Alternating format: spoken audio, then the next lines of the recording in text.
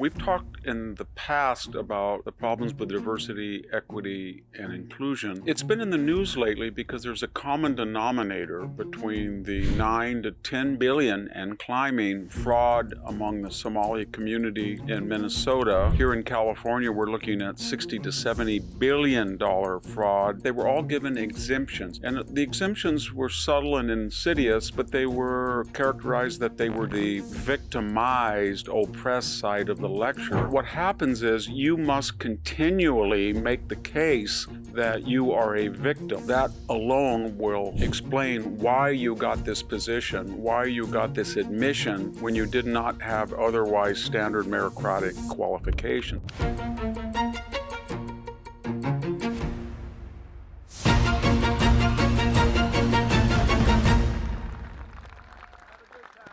Hello, this is Victor Davis Hanson for the Daily Signal. We've talked in the past about the problems with diversity, equity, and inclusion. That's the rubric for what I guess we could call mandated equality of result rather than of opportunity.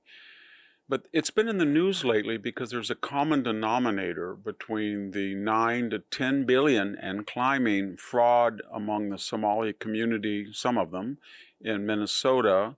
Here in California, we're looking at 60 to 70 billion dollar fraud involving everything from homeless funds that were misspent or through corruption wasted and unemployment insurance, etc., etc. We have the problem with the truck drivers. We had 17,000 licenses given to illegal aliens in California and put many of us in danger who drive frequently on the California freeways. That's true nationwide as well. And then, of course, the unknown number, it's in the several million, somewhere between 8 and 12 million who came in under the Biden administration, but they were all given exemptions, is what I'm trying to say. And the exemptions were subtle and insidious, but they were characterized that they were DEI. In other words, all of these different groups were categorized by officials as on the victimized, oppressed side of the lecture, and therefore they were not completely audited. Because if they had been audited, the cries of racism, nativism, etc., prejudice, bias would have been voiced, and people didn't want to be exposed to that. What happens then when you have DEI, there is no deterrence.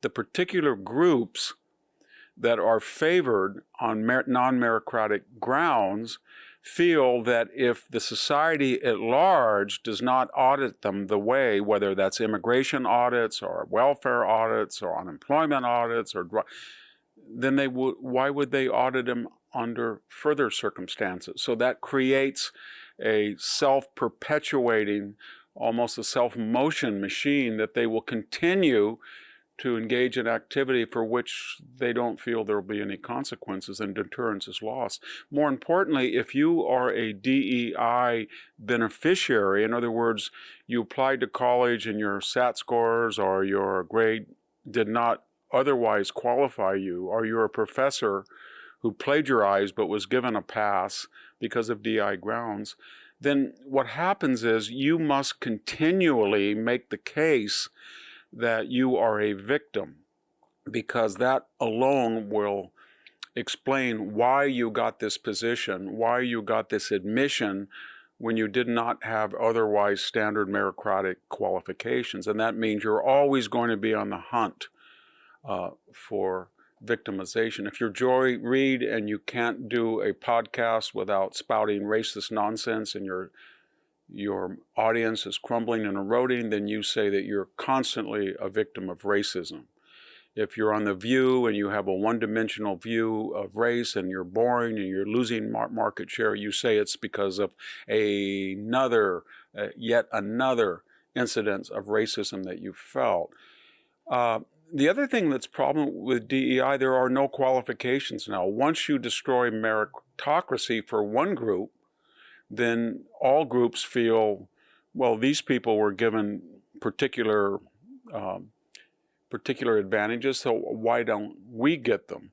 And you know, the funny thing about it is we did have a kind of DEI for very wealthy people, very connected people, the children of billionaires, the children of college deans who were given admission advantages or were hired in what we call the old boy network.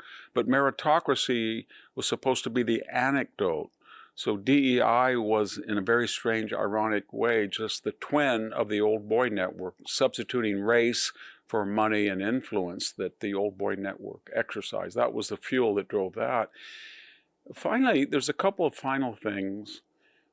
It's costly, because once you add layer under layer under layer of non-productive people who are not teaching in the university, they're not doing research, but they're monitoring everybody's syllabus, they're looking for DEI oaths among applicants, they are perched on hiring committees, they have a huge bureaucracy, and they're non-productive. They're very similar to the commissar system in the Soviet Union that was very, not just a sin of commission, that they were wasting resources and causing a lot of problems and killing people, but a sin of omission, that by funding the commissars, you were not funding science, or you were not funding meritocratic military schools. You were appointing military officers in World War II on the basis of their ideology rather than on their proven excellence on the battlefield. So it doesn't have a good history,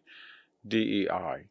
And one thing that we're watching now, as the Trump administration makes a very persuasive case that DEI violated the civil rights laws of the 1960s, specifically 64 and 65, and the Supreme Court ruling of 2023, there is no moral legal support for it anymore. And yet we have this vast, top-heavy infrastructure, this ossified, calcified DEI apparat, and it's not legally or morally justified. So it's going to be very interesting to see what happens to the DEI complex, but let's hope that it dies on the vine at last. Thank you very much. This is Victor Davis Hanson for the Daily Signal. Thank you for tuning in to the Daily Signal. Please like, share, and subscribe to be notified for more content like this. You can also check out my own website at victorhanson.com and subscribe for exclusive features in addition.